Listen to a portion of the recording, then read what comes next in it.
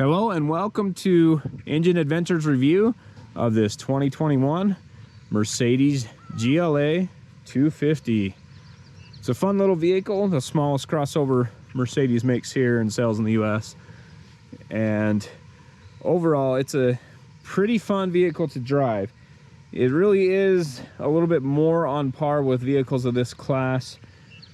You expect it to be a Mercedes, and the interior definitely is, but it does have some driving characteristics and some feel of maybe like a Nissan this size or something else. It's a front-wheel drive vehicle. You get a little bit of thumps and clumps from the front end that you often hear in, lower end vehicles. But overall, the driving experience is great. Excellent handling, great power. It's a fun little thing, decent room inside for how big it is outside. And let's go ahead, take a look under the hood. Here's that little 4-cylinder. It is a 2-liter with a turbocharger right here in the front. It has 221 horsepower and 258 foot-pounds of torque, which is really pretty darn good. This thing gets that power to the ground pretty well, and it moves for, only having 221 horsepower. But there are other versions, all-wheel drive versions, where you can actually get more power to the ground with the extra wheels being powered. But really overall, this one does quite well. And I believe it does have the electric boost as well. I'm trying to see down in there. But I believe it has the electric boost on it. I'll make sure, check that out. But overall, great engine. This thing moves really well. Let's go ahead and look inside. Inside, it's very nicely equipped. You do have 3 memory seats, so for 3 different drivers, whatever. And I'm not sure how many ways it's adjustable. Probably 10. But then you have a 4-way adjustable lumbar too, so you can go up, down, and in and out on the lumbar. But the lumbar is actually down here on the side. So most of your seat adjustments here, forward, back, and you can adjust the front of it up and down, whatever. And then the lumbar under there, the headrest adjusts with this button here. You can bring it up and forward or down and back. And then here, the leg rests. So for your thigh support, you can move that forward and back. Not bad at all. It does not have fog lights. It does have like the different parking lights where you can have one side on or the other side on. And that just, if you're parking on the street, that'll put those lights on that side. I wanted to talk about the lighting a little bit. So you can see the various colors of lighting throughout, and I currently have it set so those will change. You can see that one's already pink. It was orange before. Now we're green up there. Anyway, it does have a bunch of interesting lighting hues, and you can change it to whatever color you want. There's a big variety. And what I really wanted to talk about were the light controls here. So I'm on auto, and if I hit the fog light switch, the fog lights pop on, but the headlights stay on. And then if I switch over to the park lights and push the fog light switch, nothing happens. And then same thing, so now I have it set so the headlights are on, and if I push the fog light switch, it turns on the fog light, but the headlights stay on. Now there are some other interesting features here, and we'll go ahead and show you. So this is the fog light switch, and then right next to it is a different switch, and I'll show you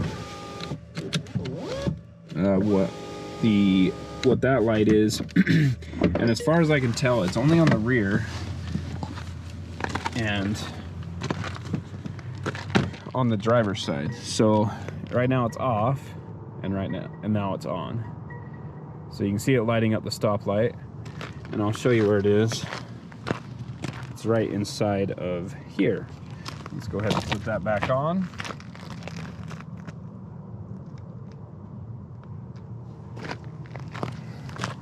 Now you can see the lights are on inside of there. I'm not 100% sure what that's for. It does aim up a little bit higher, so maybe it's for when you're stopped on the side of the road. You can hit that and it will let people know you're there. The other thing I wanted to show you is when I turn the vehicle off, you can flip the headlight switch over to these parking lights, so you can go to the left side or the right side. So I'll just go ahead and show you what the left side looks like, and even lock the vehicle, walk away, and you can see that it keeps the lights on just that side of the vehicle. And same thing on the rear. So if you're parked on a busy road, or maybe a not so busy road, a rural road where it may be hard to see your vehicle, you can flip that switch and just have these lights on the side. And I'll go ahead and flip it the other way just to prove my point that you can do either side. Kind of a cool feature. I've seen it on a few European cars. It's definitely not unique to Mercedes, but something that a lot of people might not be aware of. I just wanted to give you a quick inside shot of what that looks like during the daytime, where you can actually see it on camera. It does have heated seats in the front. The cooled seat is a blank right now, so no cooled seat on this one. Paddle shifters. And there's your transmission. So if you want to go to drive, pull it down. Park, you push it in. Neutral is halfway down or halfway up, either way. So I gotta put my foot on the brake. Right there is neutral. And then if you go all the way, you can feel kind of a wall there, and then it clicks down. That'll put it into drive. I don't think the car's on, so it won't let me do that. There you go. Now it goes to drive. Neutral is just a half step up, and reverse all the way up. The other thing this does is it always shows you what gear you're in. So that says D1 right there. It'll change obviously as you go through the gears. This vehicle has lots of lights. So there's LED lights everywhere. They're inside of here on all three of those, whatever. There's some here, some here. If you like parties, seems like this is a party vehicle. Personally, those, I could go either way. I don't really care much for those, but they're fun to have. The kids in the back seat, whatever, really enjoyed looking at them as they went through all the different colors while I was driving. 12-volt power outlet there, USB-C that does connect to the infotainment system. 2 drink holders, and it has this button to flip them up if you need more space. And then you can also flip down just a portion of that, or do the whole thing for extra room. Okay, in here, pretty small, like really pretty small. It's fairly deep, has an extra USB-C in there. I do like the handrest here, the touchpad, all of this system here I really enjoy, easy to use, and has the quick buttons, all that we talked about on the on-road driving section. It's just super simple, easy to use, and that's the same for these.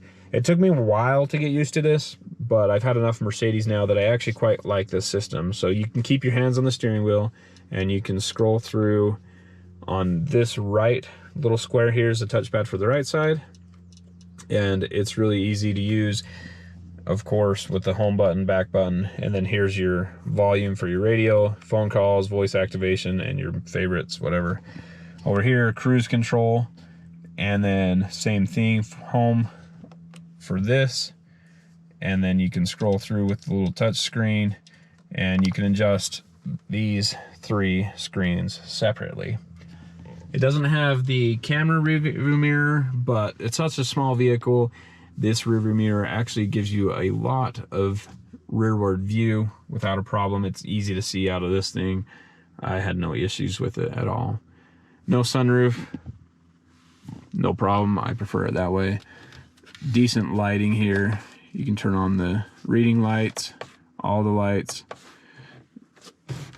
One thing I found interesting, it does have the light up there, but you also cannot slide this. So it doesn't slide to block this section. Sometimes you'll have the sun coming through there. This won't move to cover that area. All 4 doors have the lock buttons on them. All 4 windows are automatic, up and down. Decent amount of space. It's not terribly uncomfortable. My wife is pretty small, petite, and she says this kind of hits her on her lower back, makes it hard for her to sit all the way up against the seat for good back support. But other than that, the seats are really comfortable. They do have kind of a bit of bolstering here. If you're sitting in the middle seat, it's not, but this little extra bolstering makes it a nice, comfortable fit. And you can fit 2 people 6 feet tall in here, no problem. Just has these vents, a little storage cubby, and then you get the 110 or 115 volt outlet and 2 5-volt charge ports there. It has the reading lights again up there, and it's fairly basic but has everything you need, and it's comfortable for how big the vehicle is. There is no armrest, but you can fold down that center for a pass-through from the cargo area if you have longer things that you need to transport. I've been mentioning this a lot more, paying more attention to it, but the glass does not open separately from the rest of the hatch, which kind of limits your space in some ways. This one actually has the cargo cover, so even if you could open the glass separately, this would be in the way. I prefer that every vehicle with a hatch would open that glass separately so you can pile stuff up against the hatch and not have it fall out when you open the whole hatch at once. It does have all 3 tethers for car seats. This little band here to help hold the items in place, little pockets in the corners, and they go, this one on this side goes down a little ways. There's a 12-volt outlet there, and a few little tie-down points in the corners. Of course, the seats do fold flat, and you can have a bigger cargo space. We'll do that in just a second. Underneath here, first aid kit and tow hook. And then I don't see any spare tire stuff here or fix a flat or any of that stuff. So it might be because it's on the winter tires right now and they had to switch out the actual spare for something else. Not sure, but let's fold those seats down. So from back here, it's actually kind of hard to do with this cover in place. I guess you can see it right there.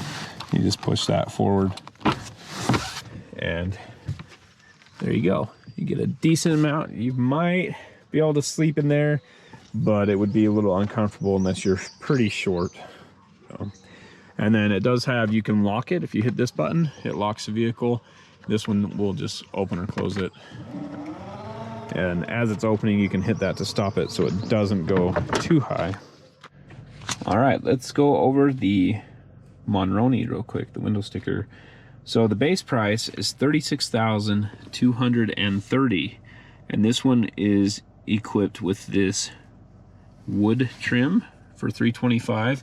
This is actual wood on those doors. It's walnut, and then the 19-inch wheels, Sirius XM radio, heated front seats for $500. The 64 color interior ambient lighting is $310. And the multimedia package with navigation and all that, $12.95. And the premium package has the 10.25 inch center display and the 10.25 inch instrument panel, digital cluster, whatever you want to call it.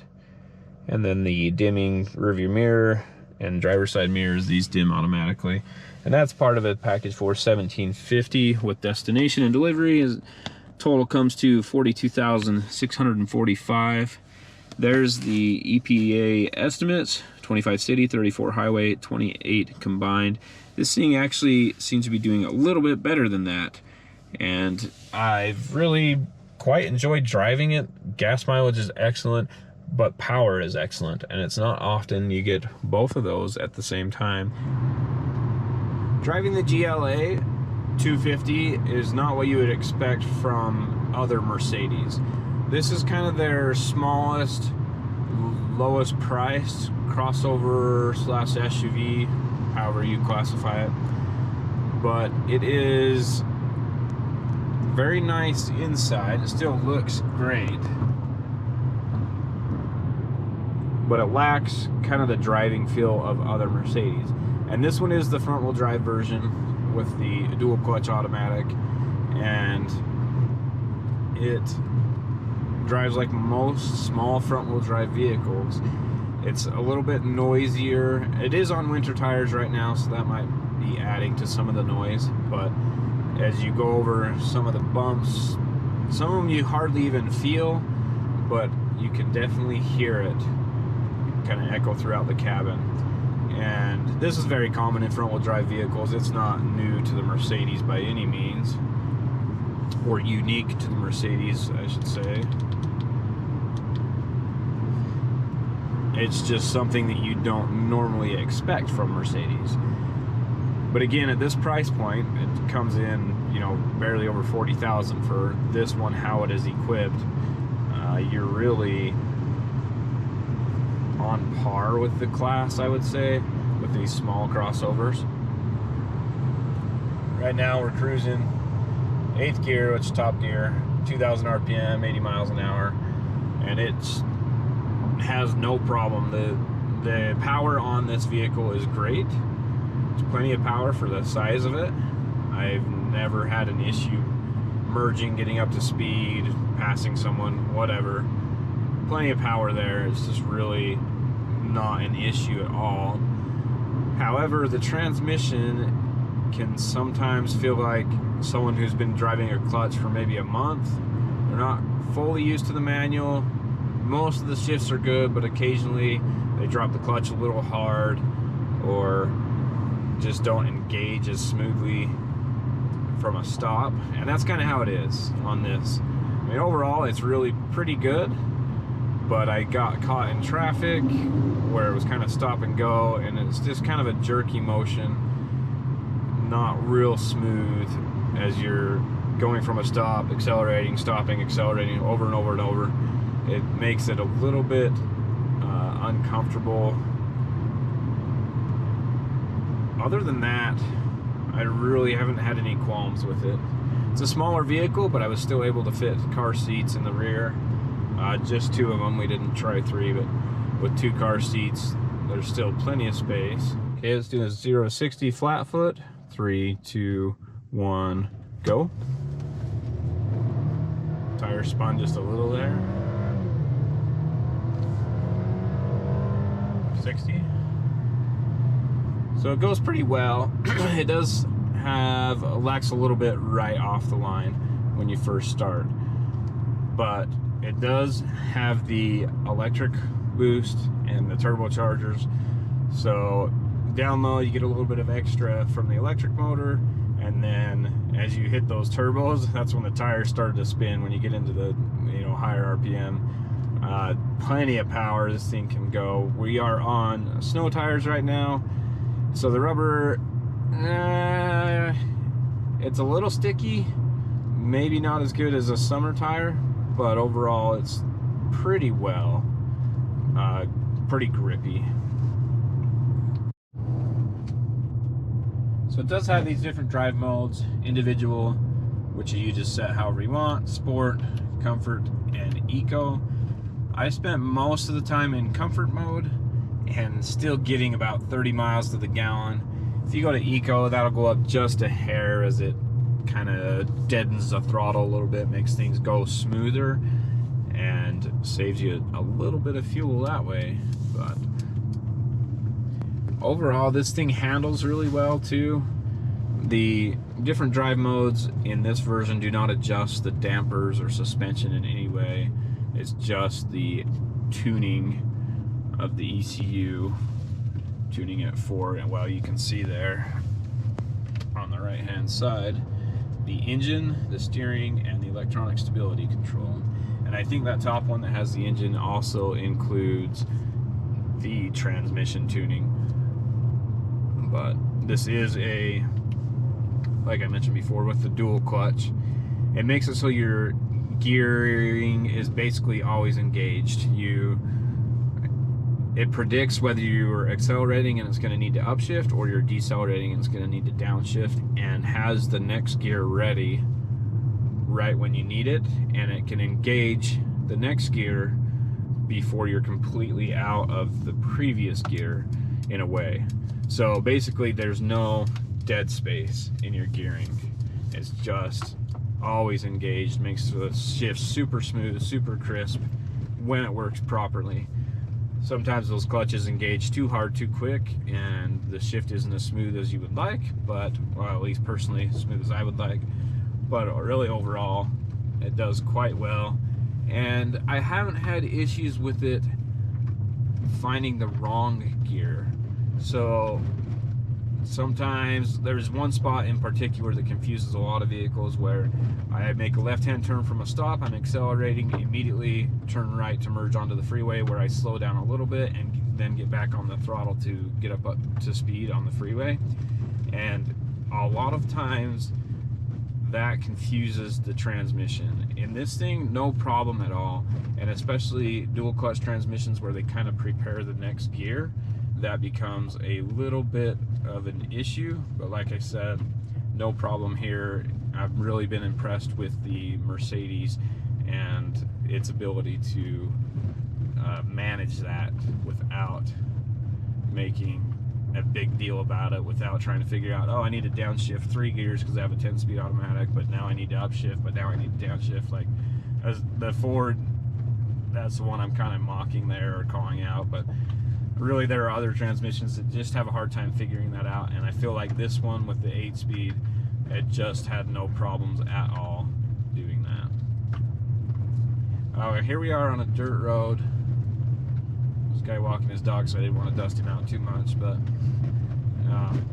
you can hear kind of those bumps and thumps a little bit, but it's smooth. Like, even though you're hearing all that noise, it's still a very smooth vehicle. And that's just, like I said, it's something that just happens with front-wheel drive vehicles a lot more. There's a lot of weight over the front wheels. Yeah, engine and transmission, everything's right there, instead of having, you know, the transmission sit a little bit further back into the cabin and stuff. It's very common and not a big issue, but you do get a little bit of those thumps that you wouldn't get otherwise. And no problem. This road is smooth, obviously. Nothing like the normal off-road test course, but for just a regular dirt road, this Mercedes handles it no problem at all.